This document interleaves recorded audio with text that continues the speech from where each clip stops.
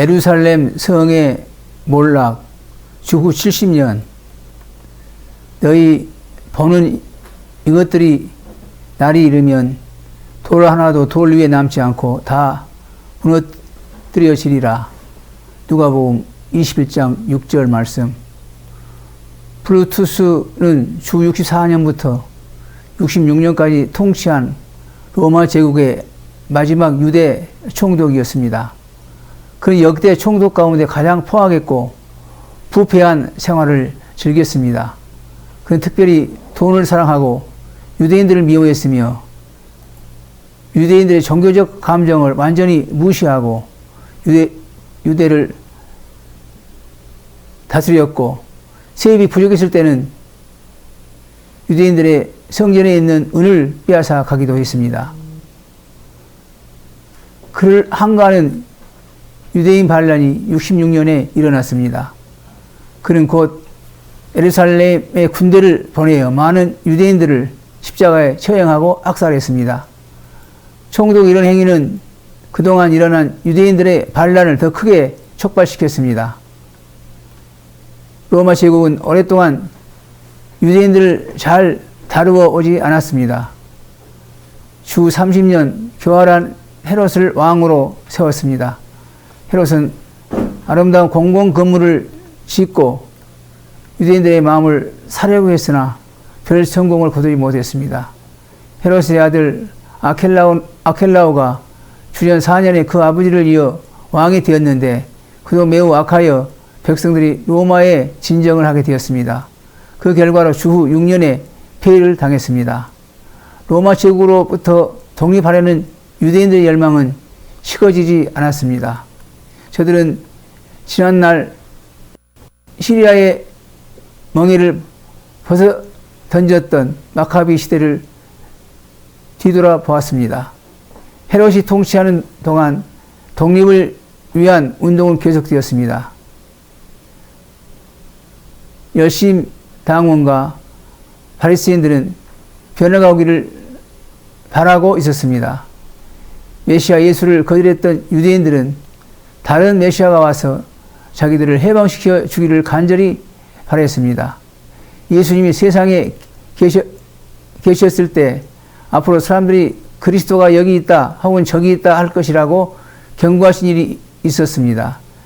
이것이 그 시대 유대인들의 정신적 상황이었습니다. 마사다에서 유대인들은 반란이 시작되었습니다. 마사다는 산 위 암석 위에 세워진 난공불락의 성으로 사회가 훤히 내다보이는 곳이었습니다. 헤롯이 일찍이 거기에 왕궁을 건축했고 로마인들의 요새로 삼았었습니다. 예루살렘에서는 성전을 관할하는 책임자가 로마의 시절을 위해 매일 제물 드리는 일을 중단시켰습니다. 이는 로마 제국에 대한 공개적 반란을 일으켰고 유대인들의 마음을 사려고 했으나 별 성공을 거두지 못했습니다.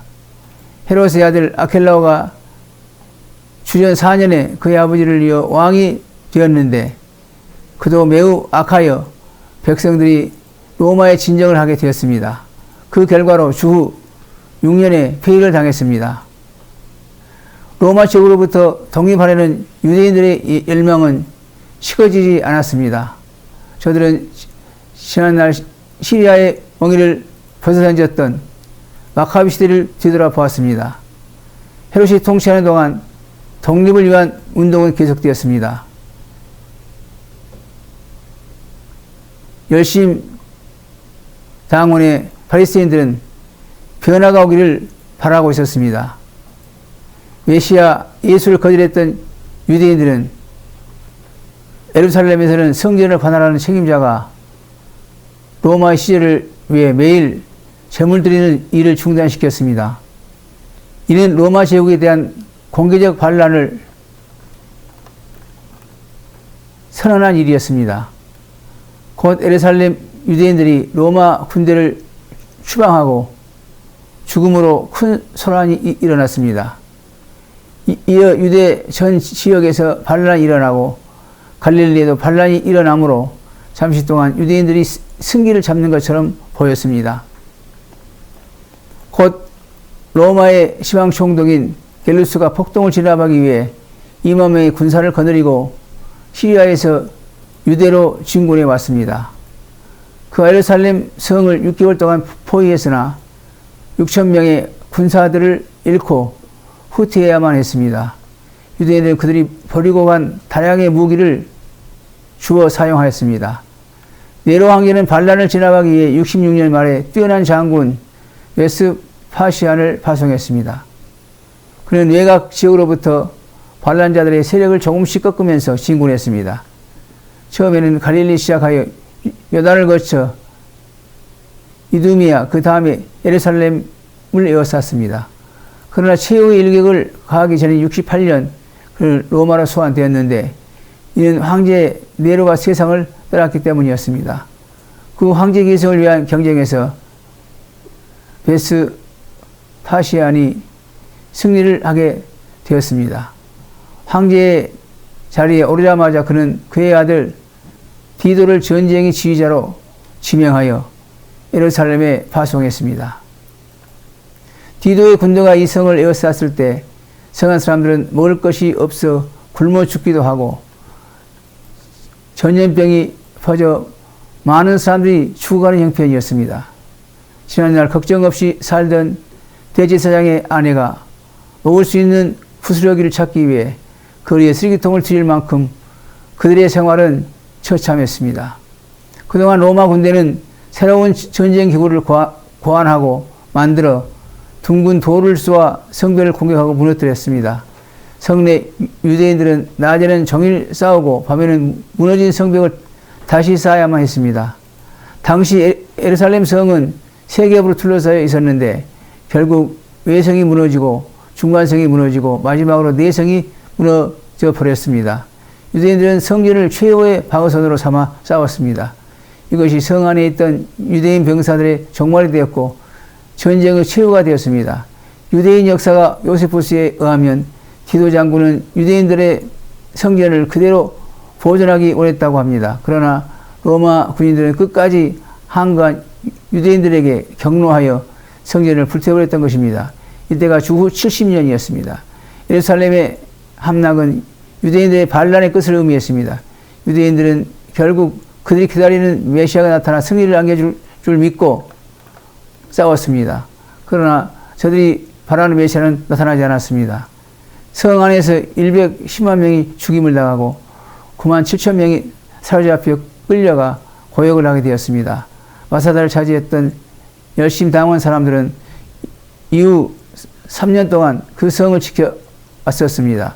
그러나 로마 군인들이 포위하고 진입로를 만들어 그 산성 안에 들어갔을 때 그 성을 지키던 모든 병사들은 죽어 있었습니다. 저들은 로마 군인들에게 포로가 되어 굴욕을 당하기보다는 차라리 자살을 택한 것이었습니다. 유대인들의 반란은 명맥을 지켜오던 유대인 국가의 종말을 의미했습니다. 이후 저들은 1948년 이스라엘이란 나라를 다시 세우기까지 거의 2000년 동안 세계에 흩어져 지내야 하는 나라 없는 민족이 되었습니다. 오신 언약의 메시아를 배반함으로 하나님의 언약의 진노 아래 있게 되었던 것입니다. 로마 군인들이 예루살렘을 에워쌌을 때 거기 살던 기독교인들은 어디에 있었을까? 저들은 예수께서 일찍이 예루살렘이 군대들에게 에워싸이는 것을 보거든 그 멸망에 가까운 줄을 알라. 그때 유대에 있는 자들은 산으로 도망할지며 성내에 있는 자들은 나갈지며 촌에 있는 자들은 그리로 들어가지 말지어다 라는 말씀을 기억했습니다. 오신 메시아를 거절했던 유대인들은 성 안이 피난처인 줄 알고 예루살렘 성 안으로 들어가 참혹한 죽임을 당했지만 기독교인들은 주의 말씀을 기억하고 그 성에서 나와 요단강 건너편 동쪽에 있는 펠라로 피난하여 구원을 받았습니다.